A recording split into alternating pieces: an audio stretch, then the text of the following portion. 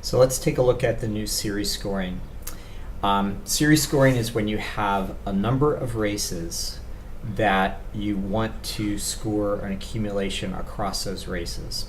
So a classic example is shown here, where I've put 3 races all together, and people get points depending on the place that they finish in the race. So they get 25 points if they finish first male and first female, 24 points if they finish second, all the way down to 25th they get 1 point on each race. And you can see here that it looks like we've got 2 different winners that have scored 25 each on the male side. On the female side, looks like we've gotten over that 25-point threshold, so there's some females that have run multiple races, which is cool. So this is what runners will see as the leaderboard, and the races that I've included here are the Haddonfield Adrenaline 5K, the Scott Coffey 8K, and the Sheehan Classic 5K. You can view more results, and in there you can look at male results, female results in detail, and you can click this button to include the event details.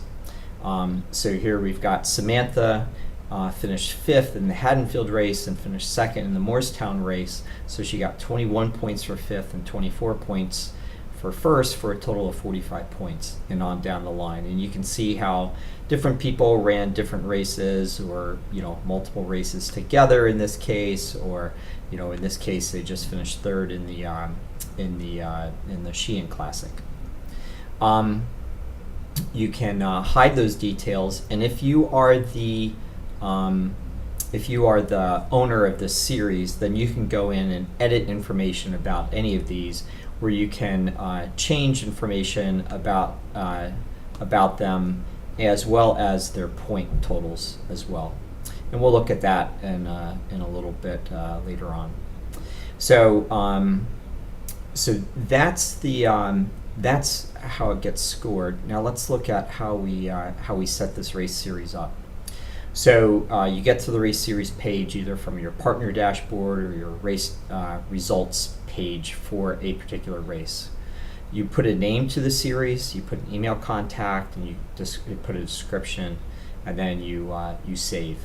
The next step you go to is scoring setup, and there are 3 pieces to this.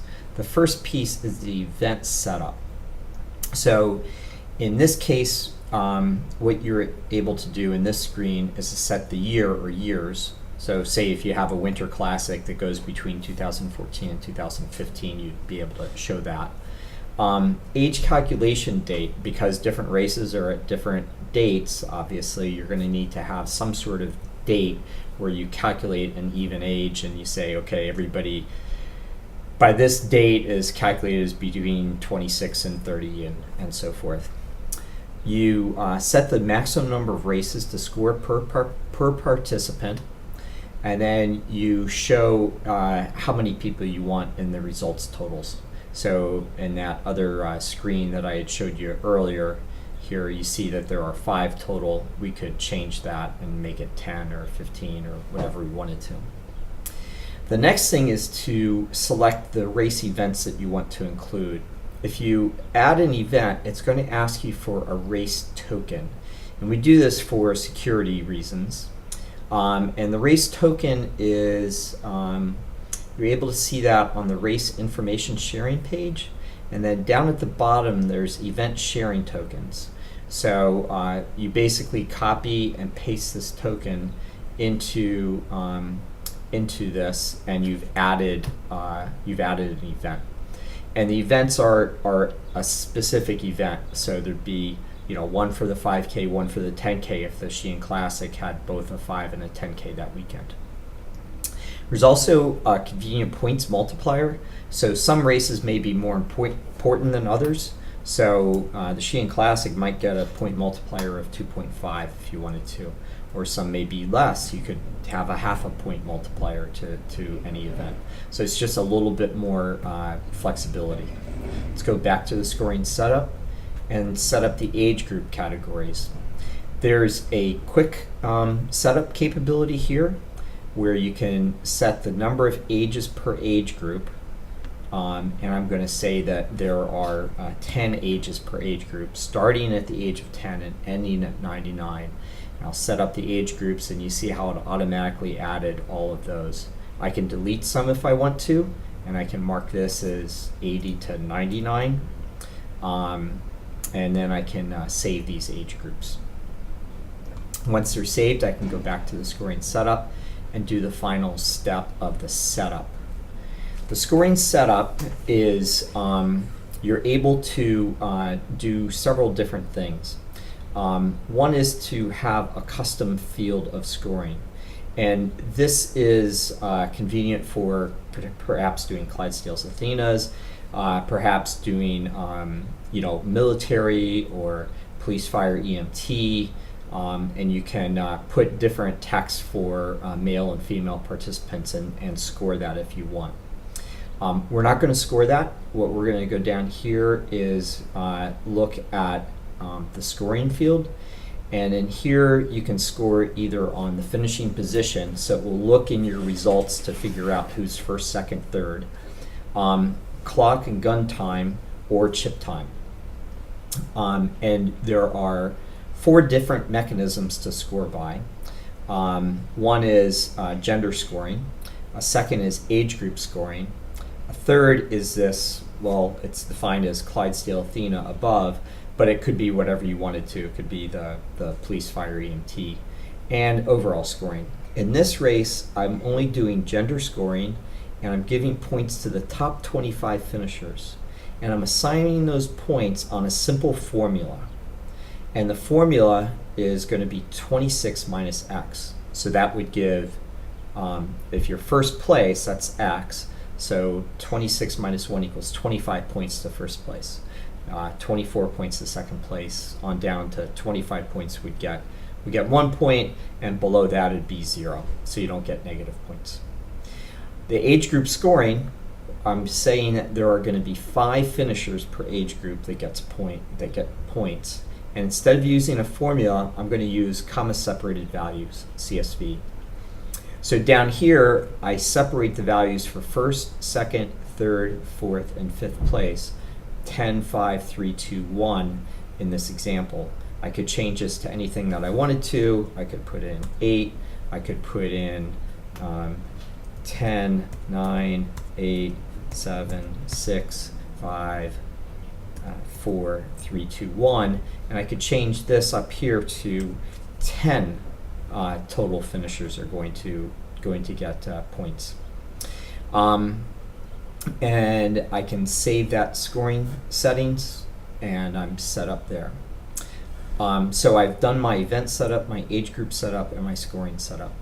Next I go to my scoring itself, and I score the events.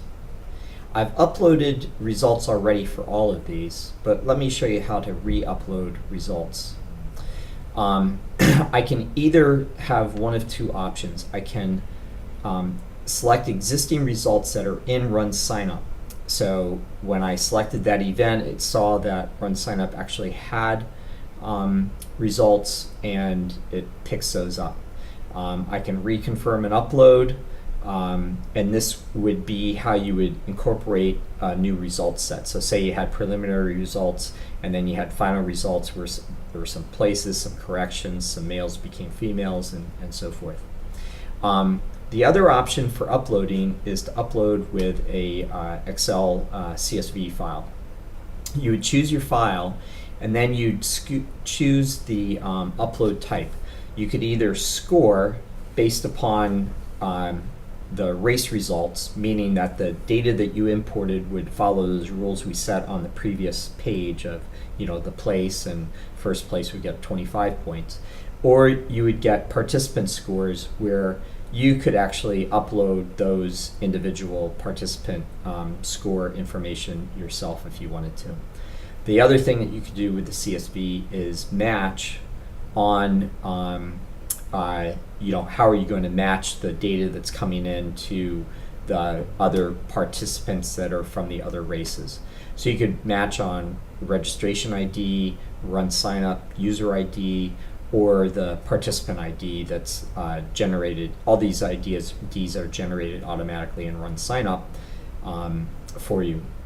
You can match on your own custom identifier, like you may have your own custom unique number that gets generated for each participant in your race. You could do bib number in there as an example if you use common bibs throughout your race series. And you can also do a match on exact name and date of birth. When you do this matching, so after you do that, you basically come to a match participants page after you've uploaded everything. You can match those participants either automatically, and this goes through and matches RunSignUp user ID or registration ID, etc., or matches based upon that, name being exact and date of birth being exact. If there are not exact matches, it will throw these up. So here's an example of Brian Quilty, who had two different city names, Blackwood and Brick, and so he's not merged. And we could merge that and show that, okay, his address information for the adrenaline run is the one that overrides the one in the Sheehan Classic, and we'll merge that participant there. I could also do manual merging, so I could look for primary and participant to be merged and do that manually as well. With participants that I've imported, I'm also now able to see all of their information. I'm able to search for a last name, like Bickle, and if there are no results, then it doesn't show anything. I'm able to show gender, age, etc. When there are results, you are able to go in and do editing of that information and changing particularly the points totals down here. So after you do the matching and you do that the scoring, everything is actually automatically scored. So when you click on score events, that is rescoring everything. If I were to re-upload the Haddonfield results here and re-upload those, it will take me to the matching screen again. It will suggest to do some matches here, which I will do, and it's all successfully done. So all those matches, all the scoring just magically happened. And so when I come over to here, you're able to see all the results appear dynamically. And you're able to then drill down into male and female results as we showed before. And you're able to go into specific details to see how they accumulated those points across the Haddonfield, the Rotary race, and the Sheehan race. Thanks.